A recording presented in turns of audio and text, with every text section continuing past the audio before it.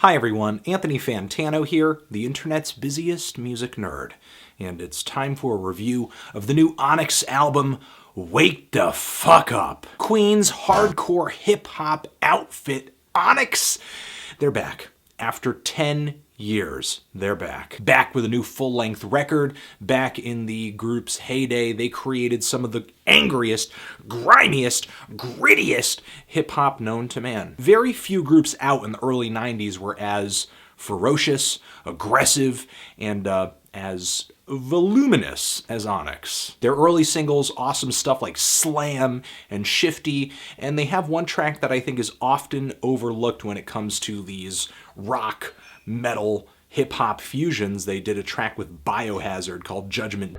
Look it up. And even though there were a lot of groups in the 90s that also had memorable but very violent lyricism as well as solid boom-bap production, it was the extreme tone of Onyx's songs that really kind of made them a standout fixture in New York hip-hop. And of course, I could not do this review all by myself. No, I had to bring in Mike Seatown of Dead End Hip Hop to talk about this record with me. Transition! Again, magic of the internet, here with Mike Seatown of Dead End Hip Hop, appearing in the videos again, coming with me to do this collaborative review.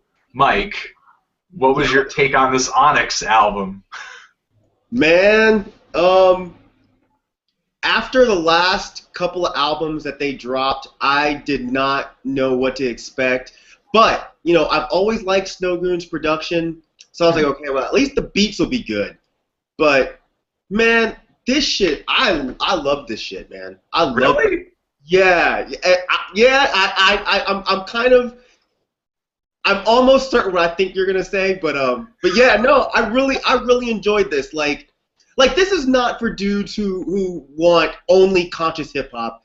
This is not for dudes who only want like content-driven hip hop. Yeah. This is not even for dudes who want like super overly lyrical hip hop. This is just that straight up nasty, felonious hip hop, and I love it. No, I mean it's. I think this record works really well in a lot of ways, and truthfully, I think Snowgoons and Onyx are a freaking match made in heaven on this tape, and I think they benefit from one another so much on this thing. I mean, you have Snowgoons, who, while they are a really good production group, are not one of the more well-known out there, right? You know, and could use the shine that comes along with working with a classic artist like Onyx. And Onyx needs somebody because, I mean, the two records that they dropped in the 2000s were like incredibly weak. You know? I mean, they really needed to come through with some hard-hitting, grimy production if they were going to make this kind of return after an entire decade. You know, like they came on. Well, I mean, they didn't come onto the scene because they did have, you know, an early single I remember that's like not as grimy as like their Back the Fuck Up stuff. But when they blew up and when they got huge, it was off of just like hard-hitting, testosterone and adrenaline-driven shit. And I mean, they need to come back and sort of, you know, that's what people remember them for. And they need to come back and kind of prove that they're still like the kings of that. And I think with these Snowgoon beats, they pretty much did it. You know, it was just like one angry ass hook after another. And as ridiculous and as basic as some of the verses on this LP can be, I mean, the choruses are always just like bam, bam, bam. You know, there's not an underwhelming chorus on this entire thing. And I feel like, you know, in a sense, they do a good job of picking some more skilled, or at least more colorful, or rappers that have different personalities than they do to come on and do features. I mean, I thought Rex feature was really good. I mean, you know, I'm kind of a sucker for him, but like I like the ASAP Ferg feature. He was the best to me. He was the best feature on there. Really? Like, yeah, I thought so. I mean, you know, Sean Price does what Sean Price does. Yes. You know what I mean, but I was actually really surprised by A$AP Ferg's feature. He was really smooth, but I liked his flow.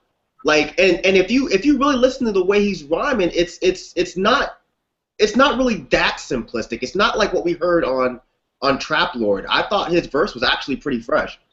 Yeah, I mean, I thought his verse was good too. I mean, with ASAP Ferg, I listened to him mostly for flow and for personality. I'm not like digging too deep into his lyrics or anything like that. And I thought the Papoose feature was really good too.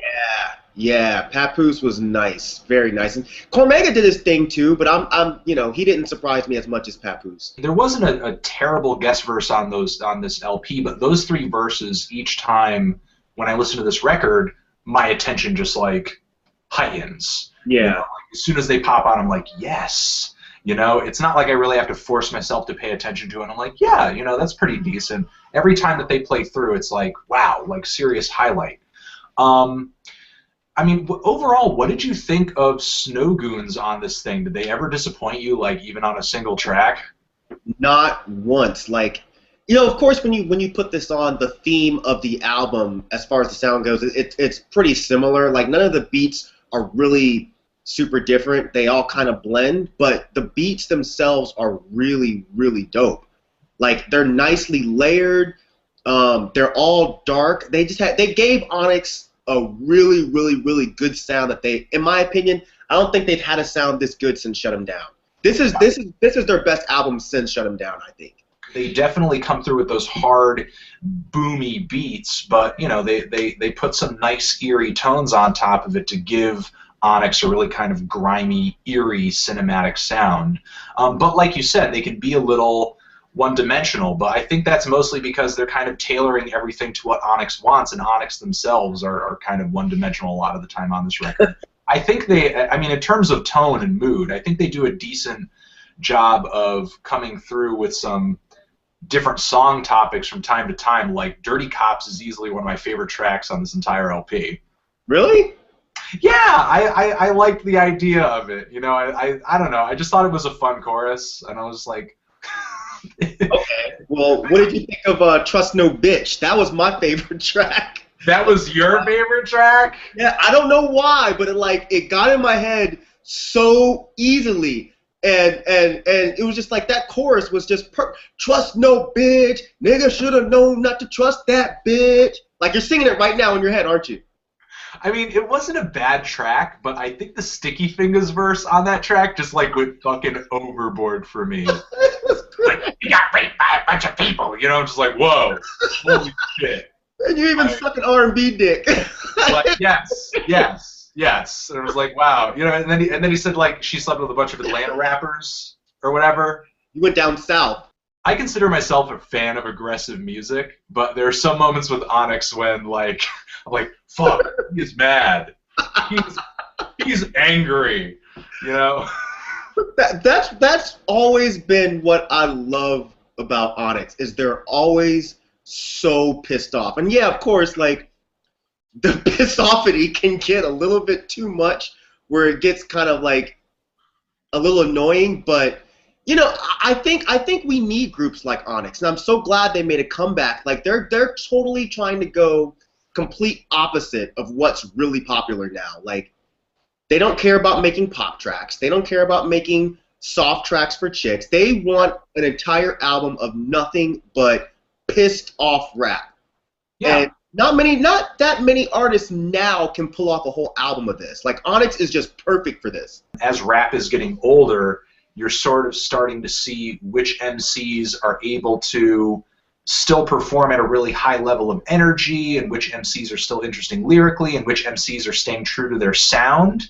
Yeah. And Onyx is definitely, one of those groups now. And I hope when people listen to this album, they don't come back and they say, oh, how bad the lyrics were. Because, yeah, the lyrics are not great, but Onyx has been a group to, like, they're not going to throw all these crazy metaphors. What they say, they mean. Like, when he says, I know some niggas that'll kill you for a buck or two, like, that's probably true. That's probably true, and that's not meant for you to sit there and think about it really hard. Like, what does he really mean? Yeah, definitely not. I mean, I think that they don't, get enough credit in the grander scheme of things for being, one of those early adapters of such angry, aggressive hip hop music. I mean, Back the Fuck Up came out, just before 36 Chambers did.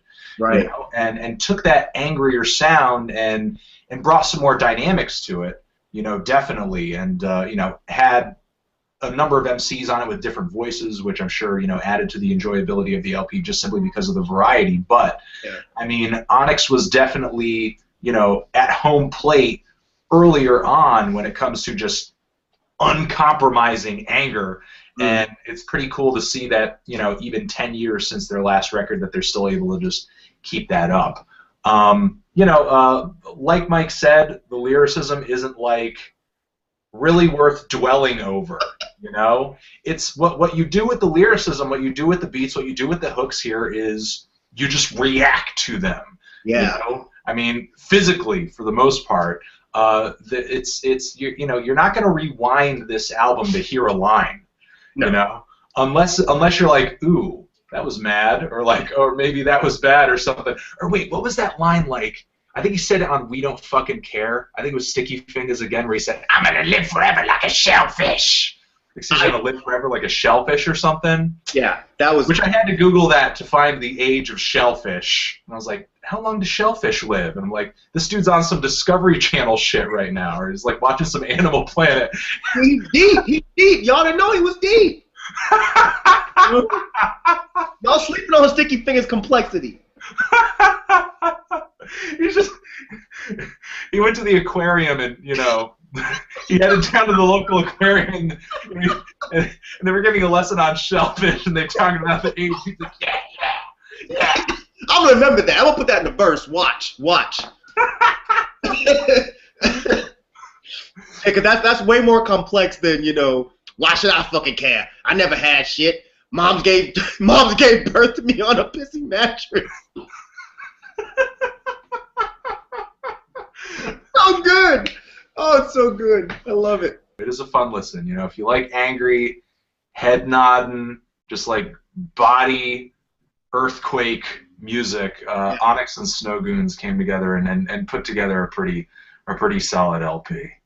I haven't banged my head this hard to a hip hop album in quite some time, and like you were saying, like you react physically. Like when I'm driving down the street listening to this, I can't help but just be like the whole time, and it's like it's so infectious. I don't think we were angry enough during this review.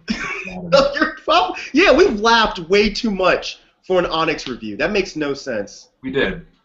I'm drinking fucking Canada Dry ginger ale. And I'm in my work sweater. Like this is not right. We should both be in wife beaters.